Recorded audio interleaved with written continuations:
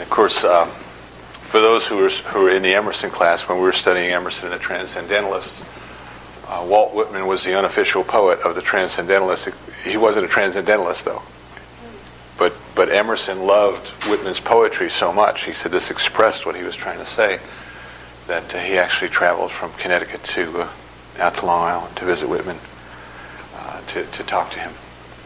So, as we said last week, there's something in poetry, if you will, that allows us to have the experience that goes beyond the intellectual.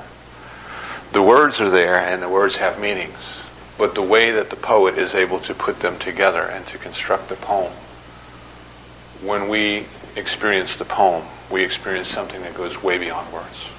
Way beyond words. And this experience of the presence of the divine, the practical mysticism, if you will, that is the end goal, if there is an end goal. That is, I believe, what we are all programmed to seek. That life has created us out of itself to discover it, but to experience it. Now, the way that we get from where we started to where we end is as we pass through the intellect. We pass through logic and reason. We pass through knowing and understanding, and they are a very, very important part of what we do. But ultimately, they lead to the experience of that which is real, the reality of the absolute, the reality of the divine. As we talked last week, for those who are here with us for the first time, the teaching is very simple to explain, if you will. It is the application of it to our lives that then leads us on this journey of discovering what God is and then experiencing what we are within that. It's like when I learned how to fly a plane. Anybody with reasonable intelligence can learn how to fly a plane in a very short time. 20 hours of instruction, pretty much, and you solo. It's not a long time, is it? 20 hours for somebody to teach you. But it'll take you a lifetime to perfect the art. You're always learning more about how to fly that plane. You're always learning more about the way that it interacts with the laws of nature. You're always perfecting your technique. I don't know if I know I'm going off a little bit, but do you remember when they flew the plane that flew around the world the first time without refueling? Dick Rutan, I think, was the pilot. He had been flying for like 10 days straight, all the way around the world. Almost lost a plane one time in a thunderstorm over South America. And they were coming in for a landing, and the eyes of the entire world were on this plane coming in for a landing. And when Dick set it down, he bounced. He touched down, and he came back up, and he touched down again. And it wasn't bad. It was very graceful. And you could hear him. He was wired. And there was an expletive deleted that came from the cockpit. He knew the eyes of the world were on him, and by God, he was going to stick that landing, and he didn't. And it drove him crazy.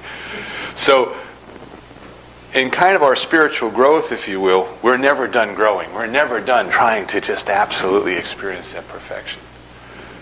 So the idea is simple. It's all God. God is all that there is.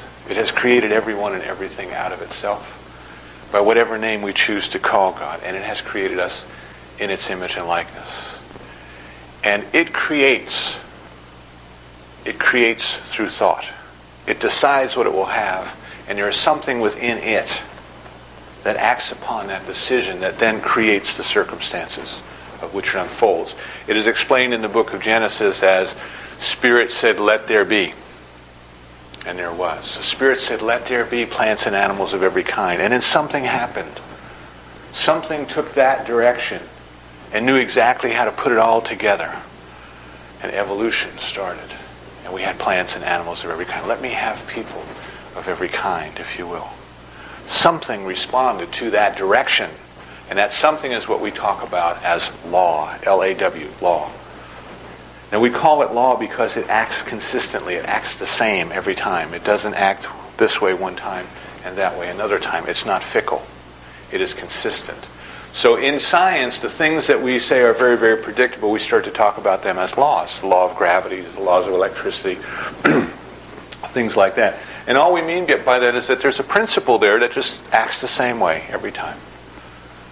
And there is this power in the universe that responds to us exactly according to our belief And it's talked about in many different religions and many different philosophies. In Christianity, Jesus said, pray believing in your heart that it is so, and it shall be so. Okay. In Judaism, we're told, as you think and believe in your heart, so it is. In Buddhism, we're told that everything you experience is a result of what you thought. And in self-help psychology, we're told, make up your mind, decide, commit yourself to it, and it will unfold. All of these things are pointing us back to this principle. It says it's done unto you according to your belief. That is the law that we're talking about today. Now, in learning more about this law, if you will, and how it works and our relationship to it, what it is doing is it is leading us to a greater understanding of God. So it's ultimately a way of us getting to know more of God, getting us to experience more of God. Ernest Holmes says that with all you're getting, you must first get God. You can't have anything else in your life and keep anything else in your life unless you first get God. Jesus said, seek first the kingdom, everything else is added unto you. So last week we started talking about freedom. This whole month we're talking about freedom. And last month we started talking about how freedom is the natural end point, if you will, of evolution, of both the species and of our governments and the organizations that we create. That with every advance, as life moved forward, it always moved forward to a greater degree of freedom. Right? The minerals are there, but they're there. There's movement within the minerals. There's atoms and protons and neutrons and electrons. And in quantum physics, there's quarks and all kinds of other things I don't know anything about. But there's movement within them, but the minerals typically don't move unless something moves them along. They're static. They stay in one place. But as life advanced, as the intelligence moved up a notch, for example, to the plants, now we start to see plants that can actually move. You see the sunflowers actually follow the sun across the sky. You could take the leaves on a grapevine and you can turn them upside down, and a few hours later they'll be right side up again. There's something in that plant that knows how to move, albeit very, very little, but it knows how to move. And then we move into the animals, and the animals know how to move. And then we move into the humans. And the humans not only know how to move, but we have an intellect that we can use to help us create machinery to help us move. Boats to sail the oceans, planes to fly through the sky, as in a reading that Joe gave from Thomas Troward. Rocket ships that'll go to the moon. So you can see that life is constantly moving forward to a greater and greater expression of its own freedom, of its own movement. And with it, with each step of the way, there's a stepped increase in intelligence. So it seems like the end purpose of life is to constantly expand to a being that is smarter and smarter, if you will, and freer and freer. And it is this desire to be free then that leads us to explore God. It leads this inner knowing that we said last week. This God-given right, if you will. There's something within us that knows it's there. We don't know how it got there. We didn't put it there, but it's there. There is this innate knowing that we are to be free that then leads us to discover more and more of what is it that we need to know, what is it that we need to do in order to experience that freedom. And as we grow in our consciousness, we create organizations, governments, that are designed to allow that to happen. So we said last week we saw the evolution of the government over human beings evolve over the centuries and the eons to the point where we get to a democracy that says, it is the governed who should govern. And those who are in positions of government should serve at the pleasure of the governed. That the governed have not only a right, but a responsibility to decide how they will be governed. And then if the government ever at any point in time stops serving the interests of the people to be happy and to be free, then the government needs to be changed. So we looked at the way that this happened when we looked at the Declaration of Independence, and we looked at that in light of this law that we're talking about, this law that responds to us exactly according to our belief. There's a power in the universe that responds to us exactly according to our belief. And what the founders did was they declared what they would have. They used logic and reason to get there. It made sense to them that people were endowed by the Creator with inalienable rights of life, liberty, and the pursuit of happiness. Logically, intellectually, it made sense. But they declared that. They stated it clearly and plainly. They wrote it down. They signed their names to it. And they committed themselves to it. They committed their lives, their fortunes, and their sacred honors to it. In other words, we will have this. We will have this. This is what must unfold. And what we said is because that was a declaration of truth that already existed, it is truth that we were created for. It was inevitable that it must unfold. Inevitable. It had to happen. It had to unfold. And I also mentioned that the commitment was an important part of that. You remember in the story of Buddha, Buddha sat under the tree and said, I'm going to sit here until I either achieve enlightenment or I will die. That's commitment. Right? That's commitment. So this whole business about being very, very clear about what you want, about declaring what you want, about committing yourself to do and to grow in any way that you must in order for you to have it, is kind of a process that we laid out, a process of freedom. And we're going to explore that a little bit more. Why is that so? Why is that so? As I said, you can read Tony Robbins, you can read Napoleon Hill, you can read any of the self-help psychology, pop psychology authors, and they're all telling you the same thing. Make up what your mind as to what you will have, decide that you will have it, and then go do whatever you need to do in order to have it. Okay? Polly read something from Raymond Charles Barker last month, that Raymond Charles Barker, who had been in the ministry, he said, for over 20 years at the time that he wrote this, was that it had been his observation that when people made up their mind what they wanted to have and made up their mind that they would do whatever they needed to do in order to have it, then they should have it. They would commit themselves to it. My point is you can't go at it half-heartedly. You can't go. You have to be seeking God as you would be seeking the pond if your hair were on fire. You can't say, I'll seek God just a little bit today, and then maybe tomorrow I'll get with the program and seek God a little bit more. You have to reach that point of commitment. So the reason then that this formula, if you will, that was used with the Declaration of Independence worked is because there is a law, a power in the universe that is a part of God itself that responds to us exactly according to our belief. And this is what all of the religions and all of the philosophies are pointing us towards. And this ultimately leads to our freedom. But what we want to explore this week is it leads to freedom under law. Freedom under the law. You notice that we are a nation of law, right? Freedom under the law. Now, what does that mean? What does that mean to us in a spiritual sense? What does freedom under the law mean? Well, there is a law, and we call it the law because there's a way in which it works. And what Ernest Holmes tells us is that if a thing works, there's a way in which it works. And anyone who will take the time to understand the way in which it works can use it, can work with it. See, that's freedom. That's freedom.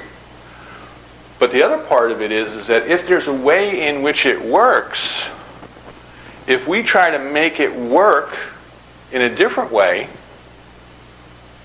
we're not going to be able to do that, are we? We're just not going to be able to do that. I worked with a man in Hickory, and he was raised in the country, and he had kind of that very, very clear sense of observation that you'll find people who grow up on farms have. They can see things very clearly, and they can state them very simply. And he said he moved into an apartment. He got married and he moved into an apartment, and he was out there one Saturday washing his car, which in Hickory, North Carolina, that's what you did on Saturdays. Everybody went out and washed their car. It was kind of like a ritual. And he was washing his car, and the water was flowing down the gutter. And the man who lived like 3 doors down was upset by this water in the street. So he came back up to my friend. He said, you're going to have to stop that. He said, why? He says, well, the water's flowing downhill. He says, well, if you can show me how to make it flow uphill, I will. You can't make water go uphill. Now you can create a siphon, of course, but the idea is you're not going to get the law to do anything that the law is not capable of doing. So if you're going to be free under the law, you have to learn how the law works, and you have to cooperate with it, because if you're trying to get it to do something that it can't or it won't do, you're going to be trying for a very, very long time. If you read the email I put last night, we're free to move, right? We can move about. We can go any direction we want. But going straight up is pretty tough. Yes? It's pretty tough. Why? Because there's a law of gravity that is keeping us attached to the surface of the earth. Now that doesn't mean that we can't go up. We can. But it takes a lot of effort. Right? It takes a lot of effort. I'm talking about if you climb a ladder, or if you're climbing up the side of a hill, or things like that. It takes a lot of effort. Even in learning how to build airplanes, we had to learn how to get enough power in there in order to overcome gravity so that they would go up. So if our intention to be free is that I want to be able to travel straight up in the air without any mechanical assistance, we'll be working a long time at that one. Okay? We'll be working a very long time at that one. Now, I'm not saying it's impossible, but I'm saying we're trying to get the law to do something that the law doesn't do. And it makes it very, very difficult for us. So let's look at some things about the law. And we want to talk about these things simply. We want to talk about these things without fear or superstition. And that's the first point I want to make, is fear and superstition. See, there's nothing to be superstitious about if you understand that there is a power that has a certain way that it works and will always work that way. You don't have to be afraid of it. Now, we have grown up in a culture that has fear and doubt and superstition kind of wrapped all around it. Right? We have grown up in this environment that said there's this God somewhere out there in heaven who does things to us. Sometimes we like them, and sometimes we don't like them. Okay? And if we don't like them, what we do is we beg and we plead and we pray and we ask, and somehow the God that decided to do that to us will decide to stop doing that to us. See? Now that's superstition. That is superstition. First of all, the divine could not do that to us, could not send us punishment, could not send us pain and suffering, could not test us because it doesn't know that we need to know anything, if you will. But what had happened is people kind of grew up and they said, sometimes stuff happens. Right? You see the bumper stickers, they say stuff happens. A little different phraseology, but it says stuff happens. And they're trying to figure out, well, why does stuff happen? Why is it that these things happen? And they came up with the idea, well, God is punishing them and God is testing them. They didn't do what God told them to do, so they had to be punished. And all of these other different kind of things that we make up by way of explanation that really amount to no more than our limited understanding. That's all it is, our limited understanding. St. Paul said, when I was a child, I thought as a child, I spoke as a child. When I grew up, I thought differently. But in our process of maturing, we came up with all these different explanations that basically, when you step back from them and look at them, they amount to superstition.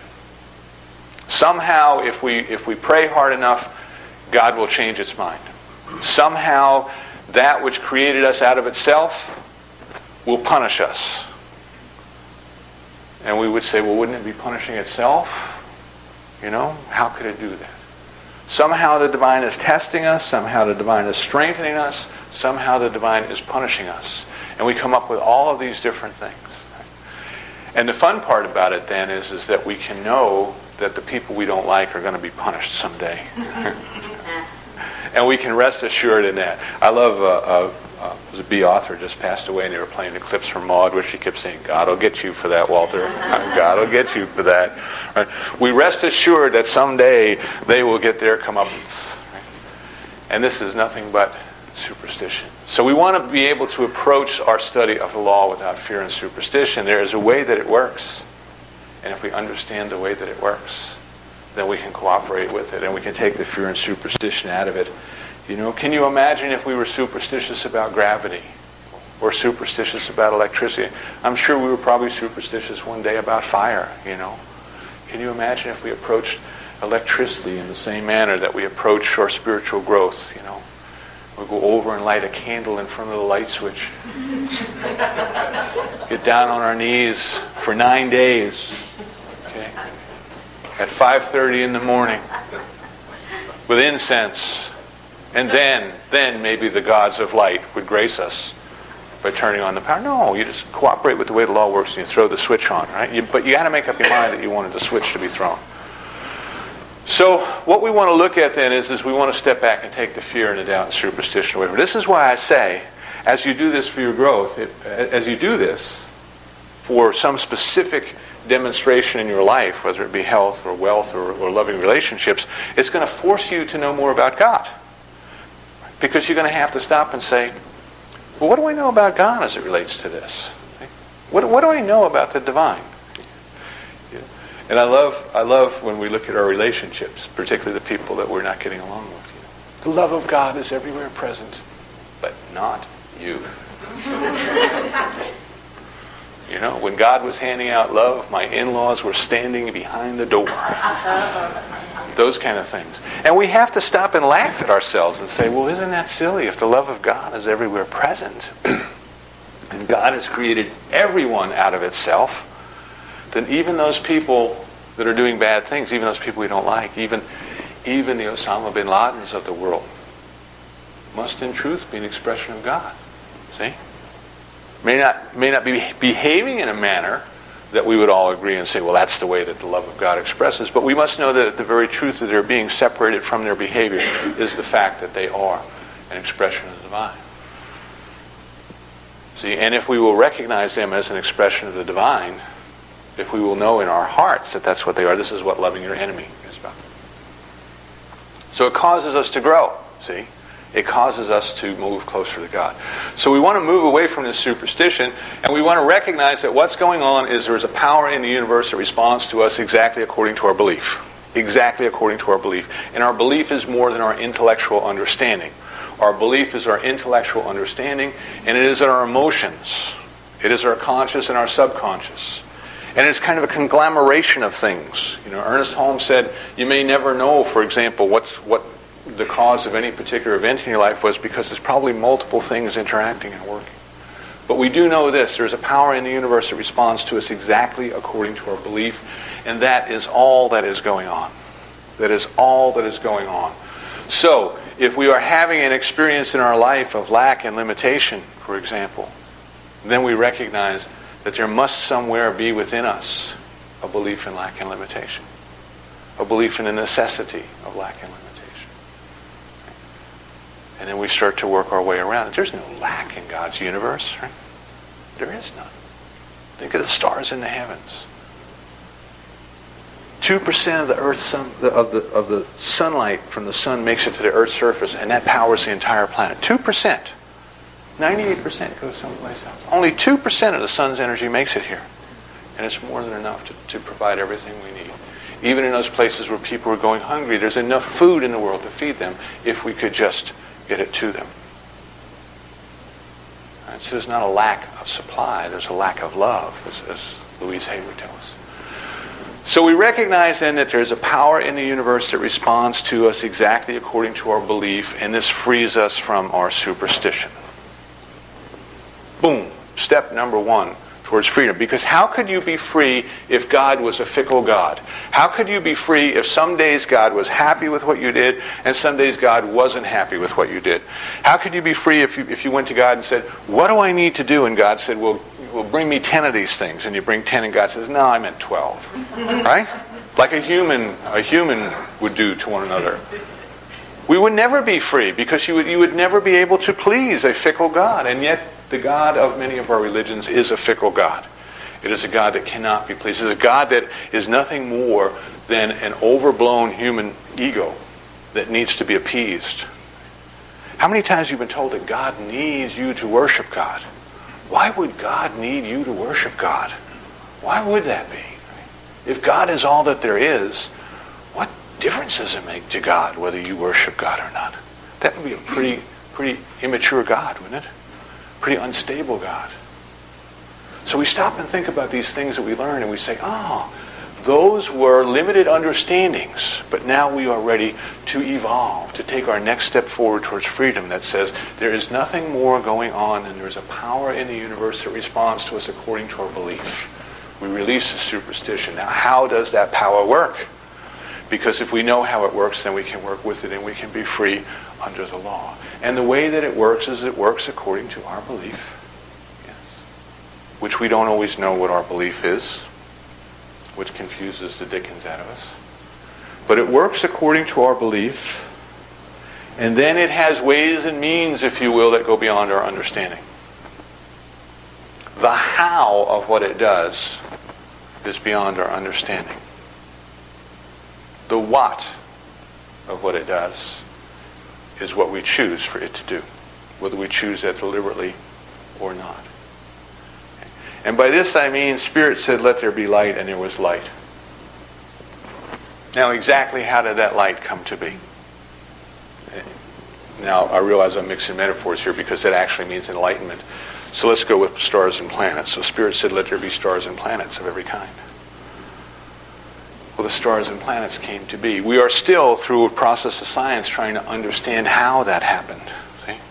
And we may get to a point where we never understand how some things happened. But yet it happened. And it happened seemingly easily and naturally according to the power that created it. It knew how to do it. See? It didn't need God to say, and this is how you're going to do it. Give me plants and animals of every kind. This is how you're going to do it. It said, give me plants and animals of every kind. Boom. Something else took over. Something else we call the law took over and knew how to make that happen. And made it happen. So what we want to recognize then in our own lives is that we must, like the founders at the Declaration of Independence, we must come to a realization of what is it that you want to have happen now? See, as a practitioner, this is my most powerful question.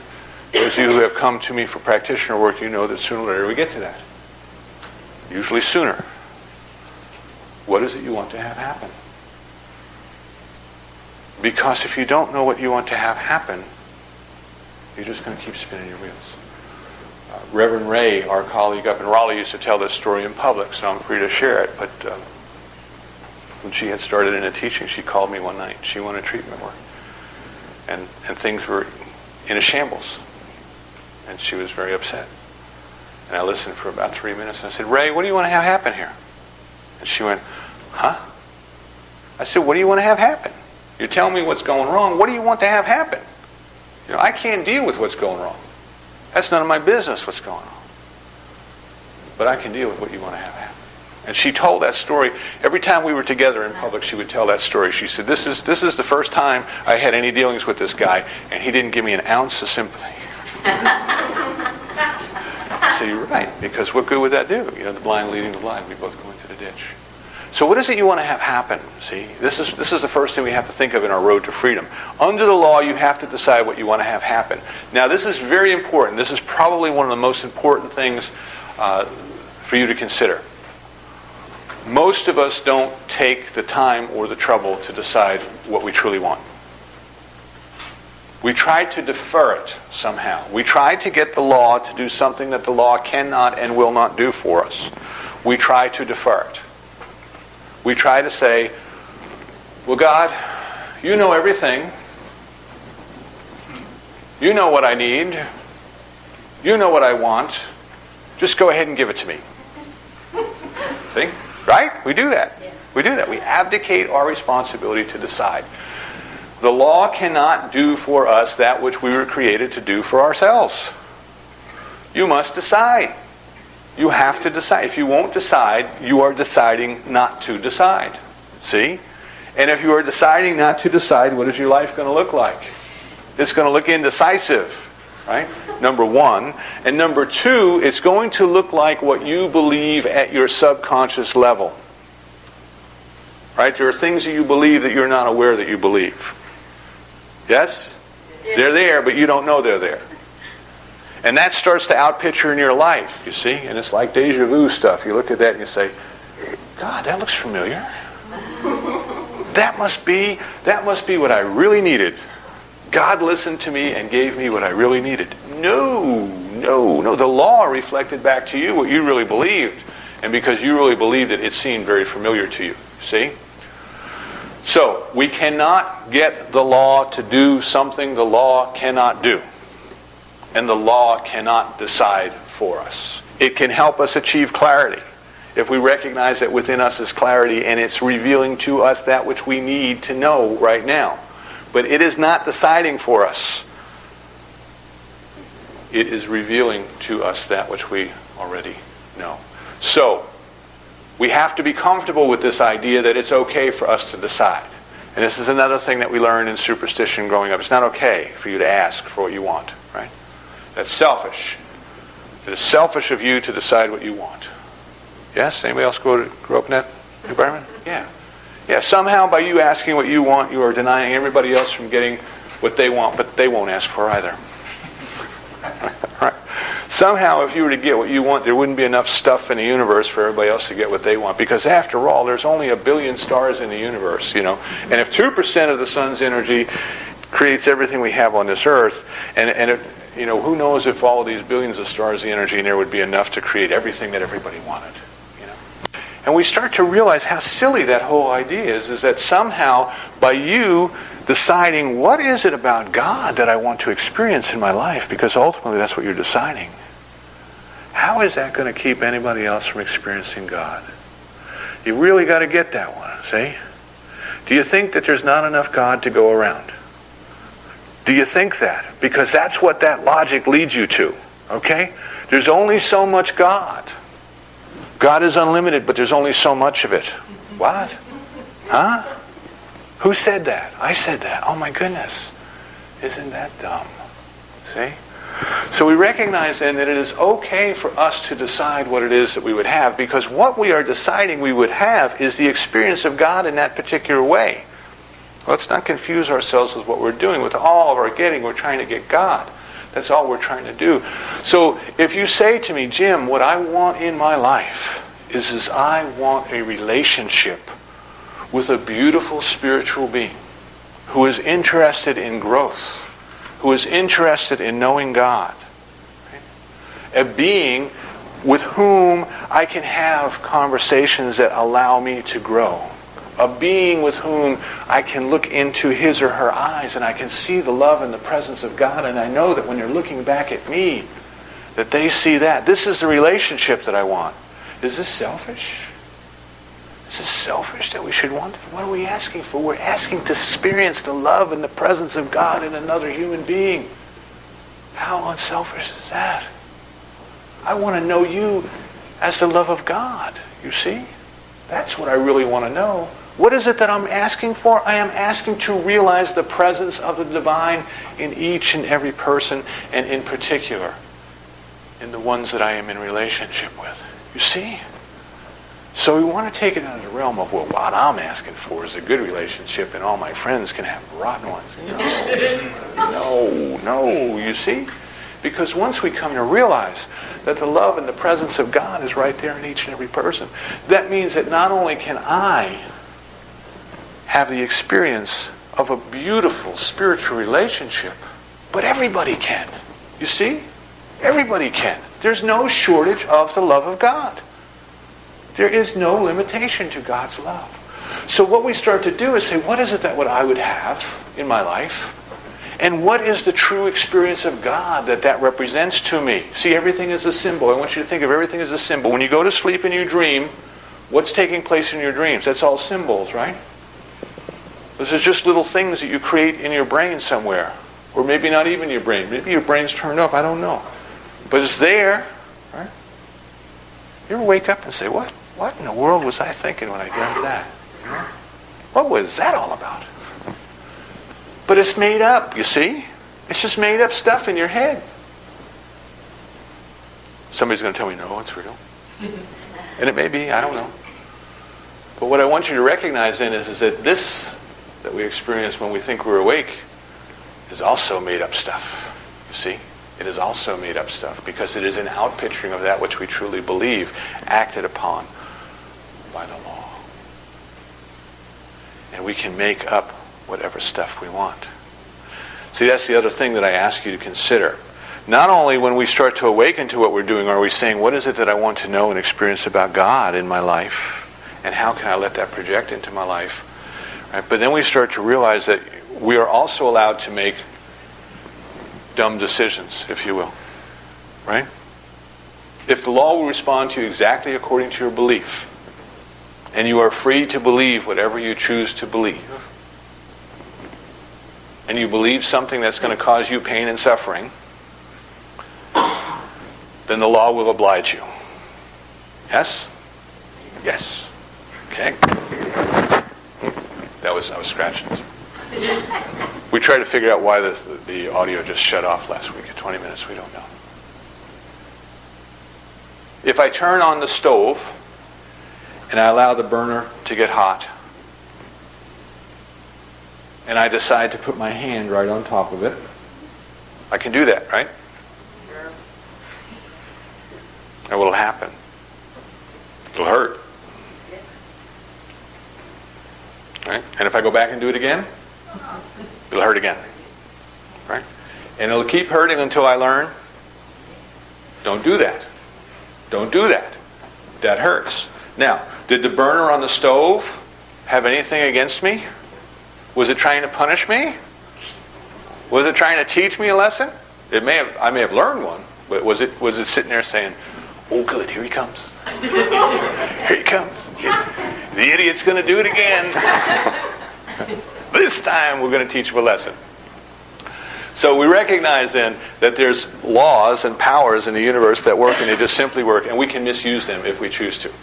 And in our process of misusing them, we cause ourselves pain and suffering.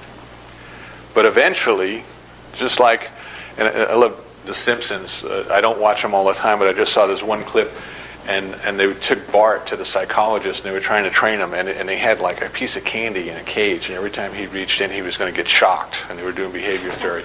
And all through this episode of The Simpsons, they just switched back, and there he is sitting there going, "Ow! Ow! Ow! Ow!" Yeah. It's like through the whole thing, he never figured out the cause and effect. It was like he was the eternal optimist that this time I'm going to get that candy bar. Sooner or later, we figure out that if we keep doing that, it's going to hurt. Then we figure out, hey, you know what? I have a choice. I don't have to put my hand on that stove, do I? I'm the one who's agreeing to this. Then we go through guilt, or metaphysical guilt. We beat ourselves up. Why in the world would I do this to bring this kind of pain and suffering to myself? What in the world was I thinking? But eventually what we have to do is move on, see? Eventually what we have to do is we have to recognize that there's freedom under the law. And if we have been misusing the law to bring ourselves pain and suffering, now we can turn around because we know how the law works, and we can use it to bring the experience of freedom into our lives. Now we get on with the constructive program of saying, I am using this power, this constructive power. Troar's book, The Creative Process in the Individual. What are you creating in your life? What is it that you want to create in your life? You see, the greatest gift that you have is the ability to create. That is the greatest gift that you have. What are you creating in your life? What are you creating? You have available to you a power of the universe that is completely unlimited. As far as we can comprehend, it is completely unlimited. There's one limitation on that power. That power cannot contradict itself. It cannot do something against its own nature. God cannot stop being God. Okay? There cannot be God and the devil because God is all there is. So the divine can't contradict itself. And this is why, if you've read my book, I put the riddle of the rock in there, which I didn't make it up. I just discovered it one day, and it took me about 30 years to go, huh? And for those who didn't read it, this is a true story. We were walking to school one day in the town I lived in. And we get about halfway from where I lived to school, and this boy would join us, and he always had riddles for us. His cousin was a Jesuit in a seminary, and the Jesuit would share with him the kind of things that they discussed in philosophy. And he would spring them on us like 5th grade kids would know what was going on, you know. I was still trying to figure out how to button my raincoat. And he says to us one day, he says, "Can God do anything?" Now, we had all been groomed very well by the Sisters of St. Francis, and in unison we said, yes, God is omnipotent and God can do anything. And he said, okay, can God make a rock so big that God can't pick it up? And we said, yes. And he said, well, if God can't pick up the rock, then God can't do everything. And we said, no. And he says, wait till I tell sister you said God can't do everything. And he ran ahead to school. And we just looked at each other. I said, trick question. Went back to more important things. See, God can't contradict God. You have to understand that. God can't contradict God. So you can't ask the divine to do anything against the divine's nature. Okay? The way that the law works is the law produces a change within you. A change within you that then allows the power of the universe to flow through your changed belief and to demonstrate in your life the outpicturing of what it is that you are looking for. So if you're looking for a greater experience of God, in another person, in a relationship, what do you think is going to happen? What do you think has to happen in order for that demonstration to take place? Go ahead and say it. The other person has to change, right? As soon as he or she gets her stuff together, then we can get on with this beautiful, loving, kind relationship. But as long as they continue to be the butthead that they are, it just ain't going to happen. Who's got to change here? Yeah, we got to change. There's only one place to work, within. So what happens is we sit down and we do our spiritual practice, which is a process of setting the law in motion, of changing our belief and setting the law in motion to help us change our belief. And we sit down and what do we say? I know that God is perfect, whole, and complete. I know that God is unconditional love. God is unlimited. God is giving of itself through each and every person perfectly and knows how to do it. And I recognize that the divine has created me and this significant other out of itself. See? To express love. And I recognize within him or her the unconditional love of God. And I recognize within myself the unconditional love of God. And I recognize that when I look into my beloved's eyes, it is the love of God looking back to me, you see. I recognize that when I embrace my beloved, it is God embracing me. It is me embracing God. See, we start to recognize then what this is. This is the presence of God in that situation. And then what happens is that anything and everything within us that was not aligned with the truth that says that God is all there is, that dissolves. That goes away. That is the nothing that was pretending to be something. That is the darkness that disappears when you turn the light on. You don't have to know who turned the light out. You don't have to know that. When you enter the darkened room, does it matter? No, turn the light on. What does the Bible say? It's better to light one candle than it is to curse the darkness. What do? We sit around and we say, I wonder who did that. How did that get to be that way? How did this person get to be so screwed up? Probably had the same parents we did. No, what we do is we focus on the aspect of God we wish to experience in our life. We then direct the power of the law that is done to us according to our belief. Do you believe that the law can change your belief? That's a fundamental question. Do you believe it can? Because most of us get stuck in a rut that says, I don't know how to change my belief. You don't have to know how to change your belief. You just need to know how to set the law in motion. Can you describe to me how electricity flows through a nuclear plant to make the fan turn? Some people might. Most of us can't. Doesn't matter. Turn the fan on. Right? Throw the switch, the fan will turn. You don't have to know how that works. You just have to know that it does work. Do you know that there's a power in the universe that will do what needs to be done, including changing what you believe in your heart? And if you get that as your starting point, then you have freedom. Then you have freedom. So what we are looking at here today is freedom under the law. Freedom under the law doesn't mean that we can do anything that we want without experiencing negative consequences. It means, in fact, just the opposite. If we misuse the law, we get to experience the negative consequences. Next we're going to talk about the law as a taskmaster or a schoolmaster. If we misuse the law, we get to experience the consequences of it. Eventually we learn that we don't like those consequences. Eventually we learn that we are the ones that have been doing it unto ourselves. And we decide, what I believe is the only sane decision, to consciously use the law to create a different experience in our lives. And what is the experience in our life that we are creating? It is the experience of the love and the presence and the activity of God. And it outpictures in our life in different ways. We are seeking first the kingdom, and everything else is added unto us. See, we've heard this so many times, excuse me, so many ways, so I apologize for that. For those on the bridge, that must have been loud.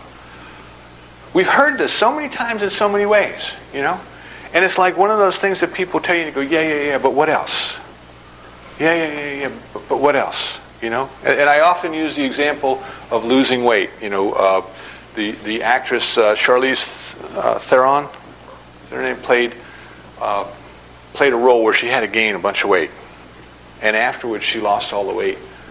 And she went back down to her her figure before, and somebody was interviewing her, and they said to her, "How did you do that?" And she said, "Oh, I got the pill." And they wanted to know what that pill was. And then she just laughed. And she says, "Diet and exercise, you idiot. How else do you lose weight?" You know? But we want to believe that pill is out there. We want to believe it's there. So we say, how is it that we get into shape? And somebody says diet and exercise. We say, yeah, but what about the pill? You know? I love those things now you buy and you put a battery in them and they shock you to exercise your muscles. Yeah? They don't work, by the way. But if you want to try, I got a trunk full of... No.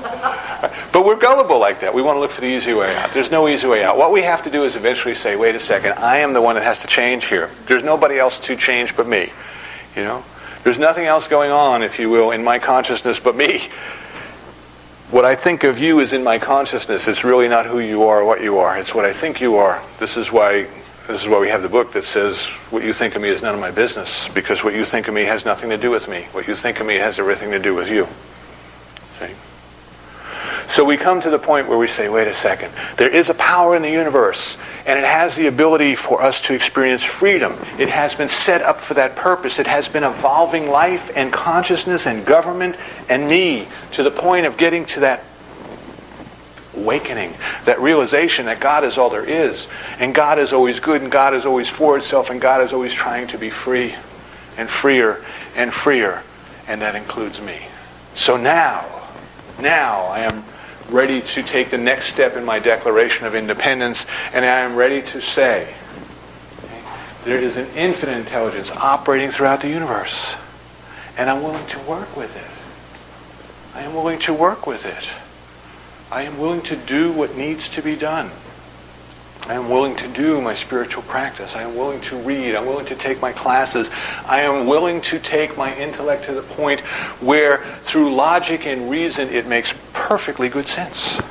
Isn't this what they did in the Declaration of Independence? They started out and they said, we need to explain why this makes good sense. That we are just basically throwing off the King of England. It had to make sense before they would go and do it. Does it make sense to you that life has created you out of itself and left you alone to make that magnificent discovery so that you would be a unique expression of itself? Not a cookie-cutter expression of itself, but a unique expression of itself. See, we go through life and we have bumps and bruises and we have all these different experiences and we say, why is God doing this to me? No. You see, what we are doing is we are creating our unique individual selves. Right? So every time you get whacked on the side of your head, say, well, that's going to make me special. That's going to make me different. God is really going to have fun through me now because nobody got whacked just like that before. So we start to recognize then that we are this beautiful expression of the divine. That yes, we have been doing some things that with hindsight we wouldn't have done with foresight. But they made us unique. They helped us to be the unique expression of God that we are today. And in the grand scheme of eternity, remember this now. See, the other thing we got to get out of our heads. You didn't begin to live when you were born. Right? You are a spiritual being. Matter doesn't create spirit. Spirit creates matter. You are alive because you are part of life. You are living for eternity. And you can live in eternity when you separate from our attachments to the here and now. But as a spiritual being living forever and ever and ever, no harm that we have ever experienced can permanently keep us from our good. It cannot.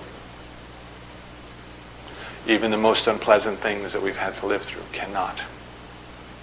Even the greatest tragedies that we have had to live through cannot. Eventually, we will and we must make our deepest connection and have the love and the presence of God realized within us, expressed as us and through us, and demonstrating its peace and its love and its power and its tranquility in all of our circumstances. Seek first the kingdom, the presence of God, and everything else is added to you. Pray believing in your heart that it is so, and it shall be so. Seek, and ye shall find. Seek first the kingdom. Seek, and ye shall find. Believe in your heart that if you seek, you shall find. Believe in your heart that the only reason that you and I are even inclined to experience God is because the love of God put that desire in our hearts from the beginning of time. What we are doing is fulfilling life's farthest dream for itself. What we are doing is exactly what we have been created to do.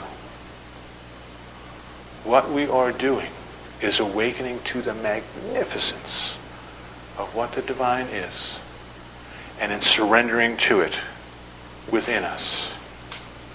And the way that we do that is by cooperating with the way it works, instead of trying to make it work the way that we would like it to. Which is usually by having it go out and fix everybody else. So, if we choose to be free, and free under the law, recognizing that this freedom means that we have to learn how the law works, we have to cooperate with how the law works, and we have to work it, we have to decide, and we have to go into our spiritual practice. If this makes sense to us, are we committed? Are we committed? With our lives, our fortunes, our sacred honors, with everything we are, with everything we have, with everything we shall ever be, even 1,000,000 years from now, everything we shall ever be. And once we have that clear understanding, we have that clear decision, we have placed it into the law, that we seek first the kingdom, and we are guaranteed that when we seek, we'll find. And we know that as we find, everything else is added to us. We can dedicate ourselves wholeheartedly to the experience, knowing that inevitably it is done. It shall be done.